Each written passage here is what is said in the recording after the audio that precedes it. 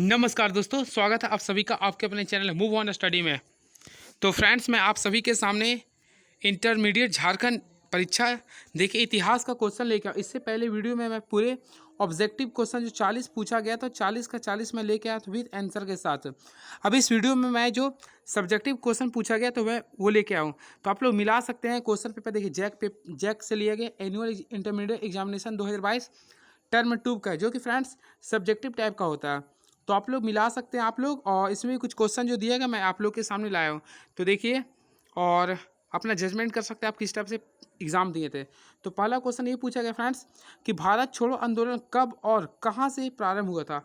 तो आप लोग को पहले पता होगा भारत छोड़ो आंदोलन जो भारत के बहुत बड़ा एक आंदोलन रहा।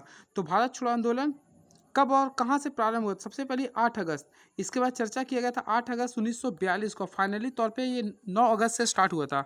देखिए 8 अगस्त को घोषणा हुआ था लेकिन 9 अगस्त से ये स्टार्ट हुआ था। ठीक है, तो आप लोगों को 9 अगस्त लिखना था, कोई दिक्कत नहीं है। तो 9 अगस्त 1942 से स्टार्ट हुआ था। और फ्रेंड्स यहाँ पे क्वेश्चन में ये बोला ना कहाँ से प्रारंभ हुआ था, तो ये मुंबई के ग्वालियर टैंक से प्रारंभ हुआ था। मुंबई के ग्वालियर टैंक से ये प्रारंभ हुआ था। तो पहला का आंसर होगा 9 अगस्त 1942। और कहाँ से प्रारंभ हुआ? तो मुंबई के ग्वालियर टैंक से। ठीक है, अब देखिए इसका एक और अन्य नाम होता है। तो भारत छोड़ो आंदोलन को हम लोग बोलते हैं अगस्त क्रांति भी बोलते हैं, इससे अगस्त क्रांति भी हम लोग कहते हैं। तो एक पहला का आंसर ये रहा। And very next question, Panipat का दूसरा युद्ध कब और किसके बीच लड़ा गया? तो हम लोग ये जानते हैं कि पानीपत का कुल 3 युद्ध हुआ।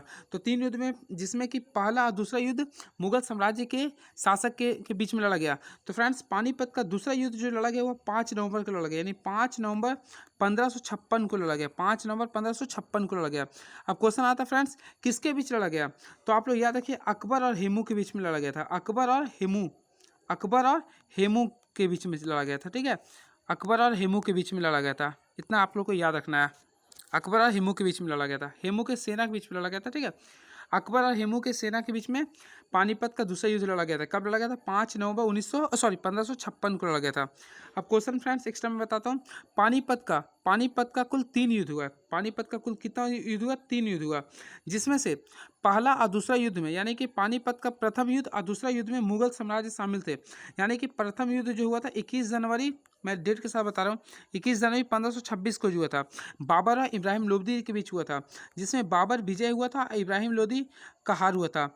और यह एक ऐसा युद्ध था जिसमें पहली बार कोई शासक आपका मैदानी यानी कि युद्ध मैदान पे मारा गया था। तो क्वेश्चन आया था फ्रेंड्स कि कौन एक ऐसा युद्ध था जिसमें युद्ध मैदान पे मारा गया था? तो इब्राहिम लोदी मारा गया था। कौन सा युद्ध था? पानीपत का प्रथम युद्ध। कब हुआ था? 21 जनवरी 1526 को हुआ था।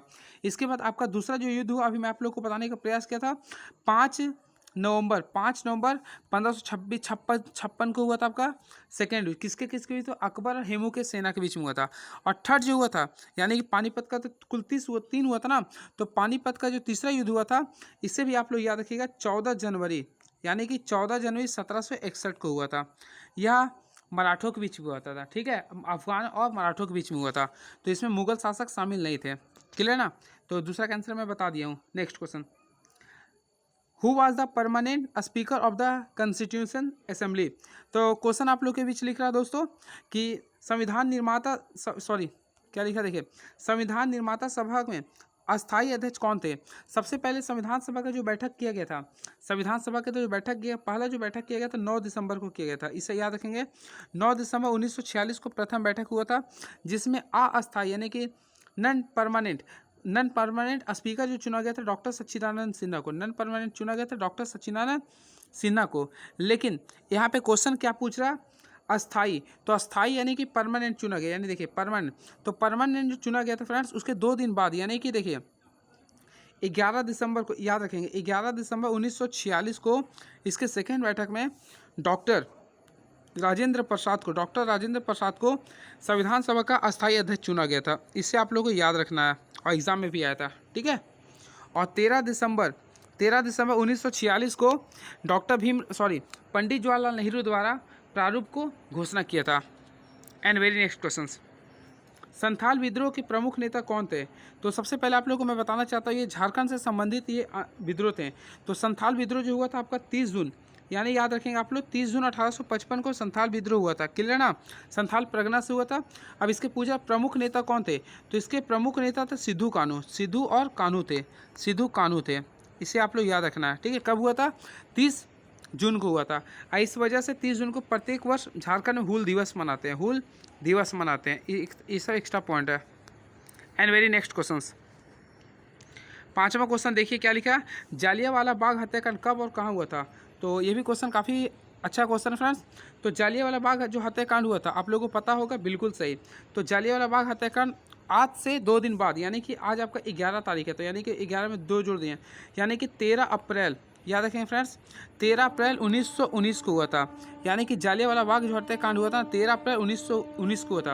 अब पूछ रहा कहाँ हुआ था, तो ये अमृतसर के, पंजाब के अमृतसर में हुआ था, पंजाब के अमृतसर में हुआ था, क्लियर ना। अभी कहाँ पे हुआ था, और जल्ली नामक व्यक्ति के ज़मीन के में हुआ था ये, और किस दिन हुआ था, वैसाखी मेला लगा हुआ था यहाँ पे, ठीक है। चलिए वेरी नेक्स्ट क्वेश्चन, 1857 की क्रांति के समय, छठा क्वेश्चन लिख रहा, 1857 की क्रांति के समय भारत का गवर्नर जनरल कौन था।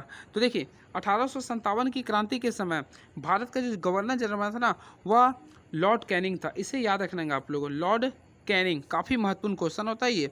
तो लॉर्ड कैनिंग 1857 की क्रांति के समय बने थे governor general, Lord Canning, clear है, 1857 के समय थे। अगर क्वेश्चन आता है ना 1857 की क्रांति को क्या कहते हैं, तो सिपाही विद्रोह कहते हैं, क्लियर है ना। अब इसके साथ साथ याद रखिएगा, इसका जो सिपाही विद्रोह, इसका जो चिन्ह था ना, क्या था आप लोग, खिलता हुआ कमल था और रोटी था। And very next question, British east India company ने भारत में व्यापारिक गतिविधि का प्रथम केंद्र की स्थापना कहाँ की थी। तो ब्रिटिश ईस्ट इंडिया कंपनी ने जो व्यापारिक केंद्र की जो स्थापना किया था वह सूरत में किया था, इसे याद रखेंगे, सूरत में किया था, ठीक है। और ईस्ट इंडिया कंपनी भारत कब आया था, तो कि सबसे पहले वह आया था 31 दिसंबर 1600 को आया था, यानी कि 31 दिसंबर 1600 को ईस्ट इंडिया कंपनी भारत में स्थापना किया था ईस्ट इंडिया कंपनी का।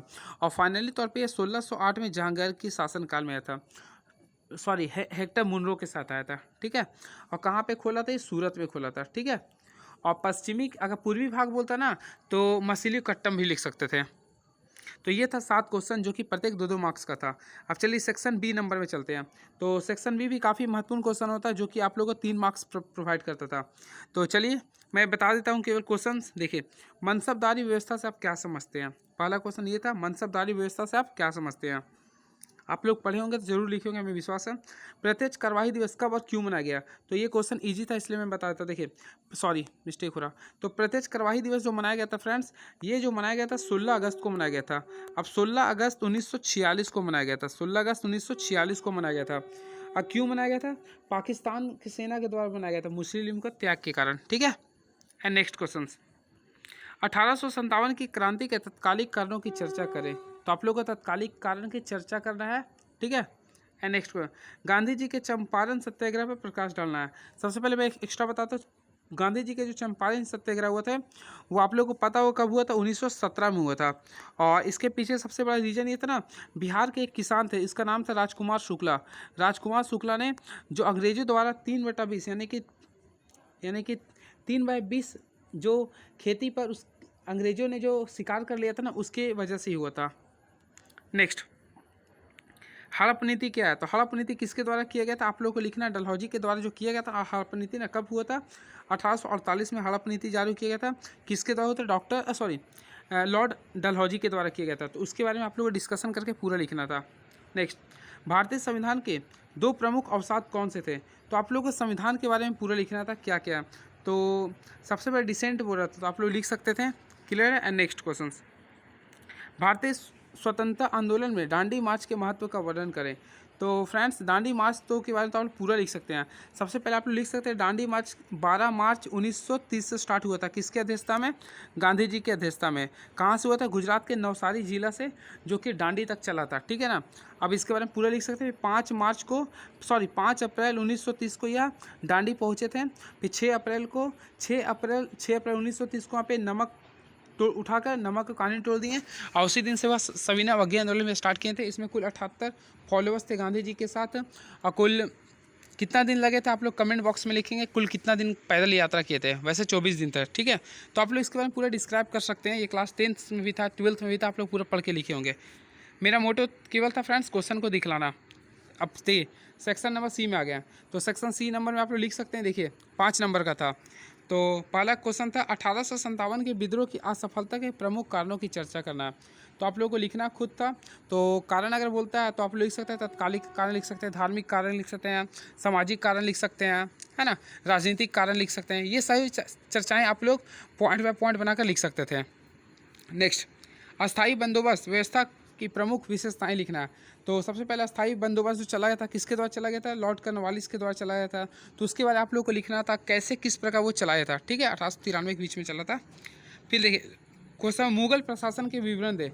तो मुगल प्रशासन के बारे में आप लोग पूरा लिख सकते हैं। सबसे पहले मुगल का स्थापना कैसे हुआ था, तो आप लोग बादशाह से लेकर पूरा लिख सकते थे, ठीक है। तो मुगल के प्रशासन के बारे में विवरण देना था। फिर देखिए असहयोग आंदोलन का प्रारंभ, कार्यक्रम और प्रगति का वर्णन करना था। तो सबसे पहले आप लोग को पता हो असहयोग आंदोलन जो स्टार्ट हुआ था 1 अगस्त 1920 से स्टार्ट हुआ था। अब इसके बारे में पूरा आप लोग देखिए मेन जो था ना ये नवंबर 1920 से ये क्रांति ले लिया था, अगस्त क्रांति का, असहयोग आंदोलन का, ठीक है। तो इसके बारे में आप लोग को पूरा लिखना था। फिर देखिए 19वां नंबर, भारत के राजनीतिक एकीकरण की समस्या से आप क्या समझते हैं? तो भारत के राजनीतिक एकीकरण के बारे में आप लोग को लिखना था। उसके साथ देखिए भारत ने इस समस्या समाधान को किस प्रकार किया। तो ये क्वेश्चन था पूरा जैक के द्वारा जो जारी किया गया था। अब देखिए कुछ क्वेश्चन था फ्रेंड्स जो मैं लेके आया था। देखिए सबसे पहले देखिए कुछ क्वेश्चन था, ये आप लोग देख सकते हैं, अशोक के बारे में था, ये एक्स्ट्रा था ये। तो ये था हमारा क्वेश्चन फ्रेंड्स जो कि काफ़ी महत्वपूर्ण था। एक थॉट था जो आप लोगों के सामने लाऊं, थोड़ा डूबूंगा, थोड़ा डूबूंगा, थोड़ा टूटूंगा, थोड़ा डूबूंगा, थोड़ा टूटूंगा, लेकिन मैं फिर भी लौट आऊँगा, लेकिन मैं फिर भी लौट आऊँगा, ए ज़िंदगी तू देख मैं फिर जीत जाऊँगा। ये था आज का मोटिवेशनल कोट्स। तो फ्रेंड्स अगर किसी का पेपर अच्छा गया तो बहुत अच्छी बात है, शुभकामनाएं। और किसी का बाई चांस कुछ मान लीजिए कि ओवरलैप कर गया तो उससे सोचने की बात नहीं है। आप लोग के सामने भी 4 पेपर बचा, आप लोग अच्छा कर सकते हैं, तो उस चीज़ के बारे में सोचना नहीं है। चलिए best of luck, best of luck for next examination. तो आप लोग तैयारी करते रहिए और मैं आप लोगों के साथ बना हूँ। अगर किसी चीज़ का ज़रूरत होगा तो आप लोग कमेंट बॉक्स में ज़रूर लिखिए, ठीक है। तो मेरा मेन मोटो था क्वेश्चन को दिखलाना किस टाइप से जैक बोर्ड पूछ रहा। तो चलिए thank you so much, please subscribe my YouTube channel move on study. Thank you so much.